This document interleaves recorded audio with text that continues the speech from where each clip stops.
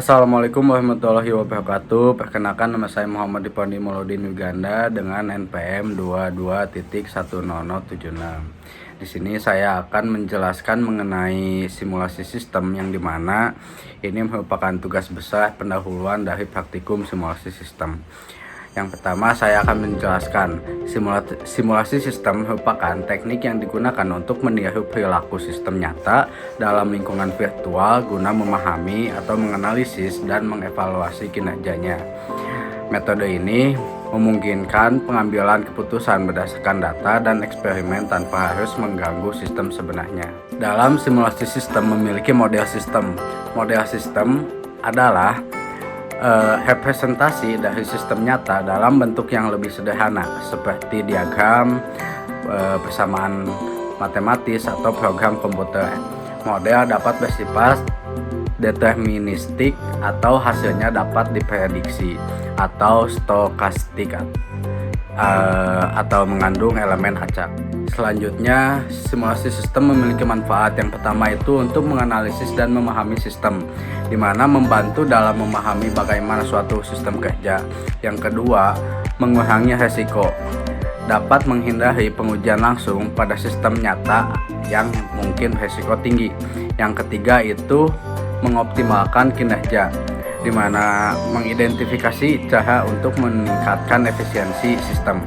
Yang keempat itu menekan biaya, agar mengurangi kebutuhan untuk eksperimen fisik yang mahal. Dan yang kelima itu eksperimen dengan variasi sistem, kemungkinan eksplorasi berbagai skenario tanpa konsekuensi dunia nyata.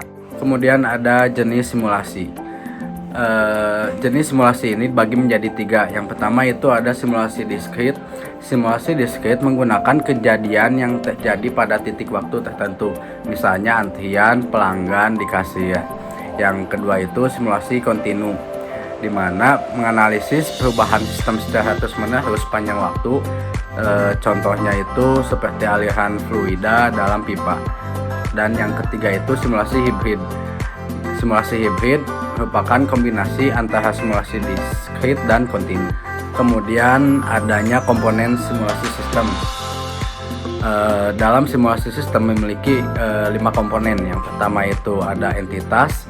Entitas merupakan objek dalam sistem yang mengalami perubahan. Contohnya itu seperti pelanggan dalam antrian, produk dalam produksi. Nah, yang kedua itu ada atribut, karakteristik entitas yang membedakannya. Contohnya itu ada pada waktu kedatangan pelanggan. Yang ketiga itu ada variabel keadaan. Nah, variabel keadaan merupakan parameter yang menggambarkan kondisi sistem pada suatu waktu. Yang keempat ada sumber daya, di mana sumber daya merupakan fasilitas yang digunakan oleh entitas. Contohnya itu seperti mesin produksi, kasir di supermarket. Dan yang terakhir itu yang kelima ada event atau kejadian, merupakan peristiwa yang menggunakan atau mengubah keadaan sistem. Contohnya itu seperti pelanggan masuk ke antrian atau mesin mengalami gangguan. Kemudian dalam simulasi sistem memiliki tahapan.